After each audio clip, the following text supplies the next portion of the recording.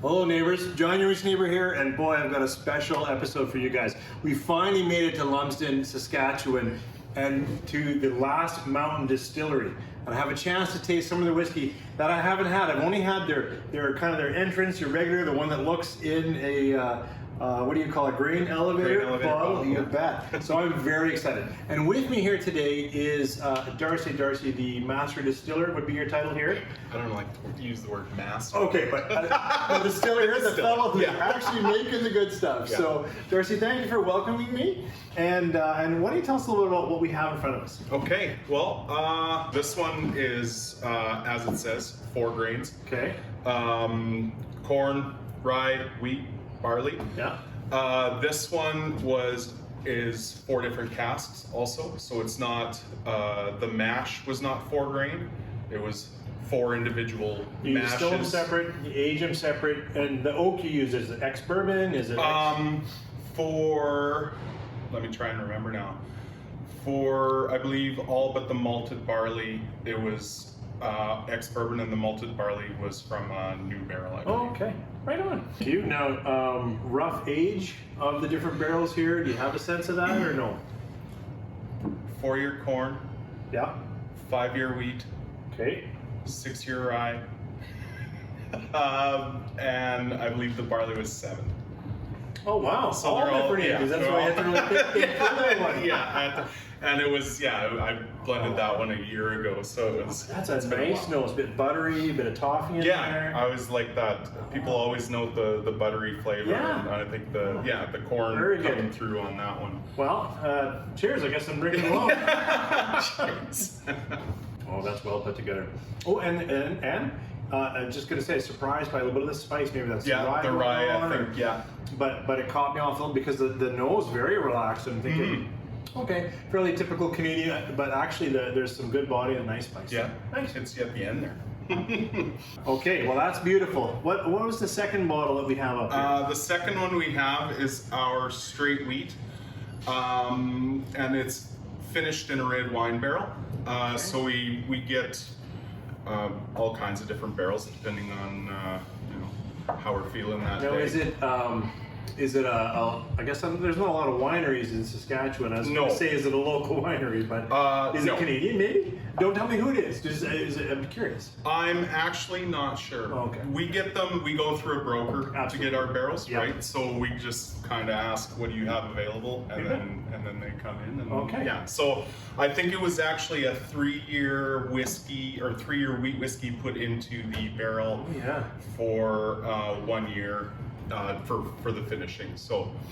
Yeah, and already I am getting a different kind of a fruiting note that I wasn't getting on the kind of the rich buttery toffee going on here. Definitely. For sure. Right away a on the little nose. fruitiness and a little sweetness probably in there too. Yeah. Cheers. Okay, now that is interesting experience for me, because I also can get some of the slight. It's not drying too bad. I was gonna say raisinning, that kind of stuff. Yeah. But it's actually still quite. Is it soft? I'm trying to say that the mouth feels quite quite nice. Yeah. It's not not bad, and for a younger wheat too, like it actually is fairly smooth because when we move on to this one, you'll see this one's a older one. Aged a little longer than this one, and I was going to say it still has good distill it forward, like it is a bit of a young whiskey. Yeah.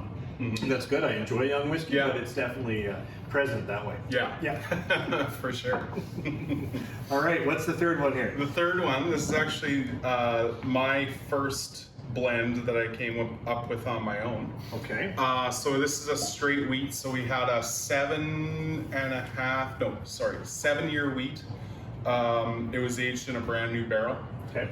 After being power aged in smaller barrels for I believe a year, and then moved into like kind of like quarter casks, like the smaller. Yeah, exactly. Okay. And then finished for, well, the last 6 years. I don't know if you call that finishing anymore, but it was also in a new barrel. So we had a very rich whiskey. Yeah. So I used kind of a younger whiskey to blend with it to kind of, take it back a couple notches. Sure. Pump the brakes a bit because it was very rich.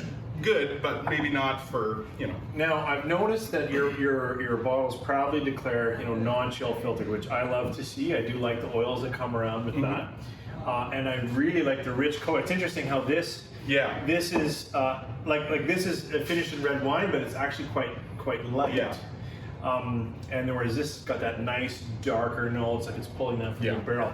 Is it also uncolored? No artificial color in our whiskey releases. Yeah. Awesome. Yeah. That's really cool. Mm-hmm. I can smell the oak on that one. Yeah, it's and that's in a good way, like right away. I believe I made that 7 year. I think it's 40% of the actual blend that I had to make it just to dial it back from its original. But I appreciate the oak backing here. Like it's a distinctive note. Well, that's what we wanted to, right? Yeah. We wanted it to dial it back, but also have it come through too, right? Still a conversation. Exactly. It's just not overwhelming it. Yes. All right. Well, exactly. Cheers. Almost a little bit of ginger in there. I don't know what kind of spicing you get when you get it, but a little bit of toasted, almost nutty oak. A little bit of ginger type spice for me. Like it's just definitely playing into that palate. Mm-hmm. And it's actually kind of a favorite of mine to have more oak in the conversation with whiskey. So this one's singing my tune. Yeah. Well done. Yeah. Thanks. The fourth. This is actually a premixed cocktail. Oh, okay. So we use our Canadian whiskey. We make our own bitters. Yeah. And we had an original old fashioned, like a holiday old fashioned. It was our bitters at the time were very cinnamon forward. Okay. And didn't do much for a lot of people, but now we basically took all the cinnamon out. We left in some, I guess, flavors that were along the same lines, cassia root, and cloves and things like that kind of give it that old fashioned flavor, right? From those spices. Yeah, we don't want the old spice. You don't want the old spice, no. So we left out the cinnamon, went orange and cherry heavy.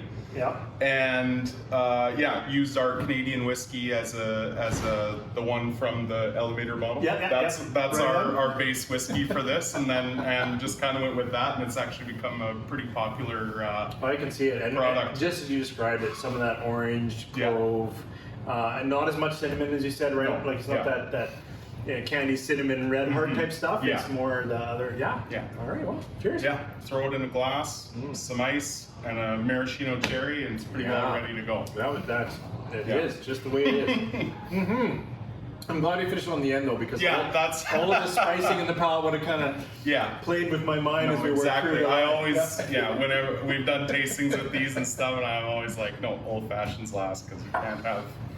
You don't want it to interrupt too much when you're... Wow. Darcy, thank you for taking some time out of the hard work back there, making good whiskey to talk to me about this. And I'm sure as we head out of here, we'll pick up a few bottles. So hope you guys have enjoyed this taste, this walkthrough. And if you're ever driving through Lumsden, you have to stop. It's an excellent place to pick up all kinds of things. I know you guys sell more than just whiskey, but the people that are watching me are looking for whiskey. So thank you again so much for your time. No problem. Thanks for stopping in.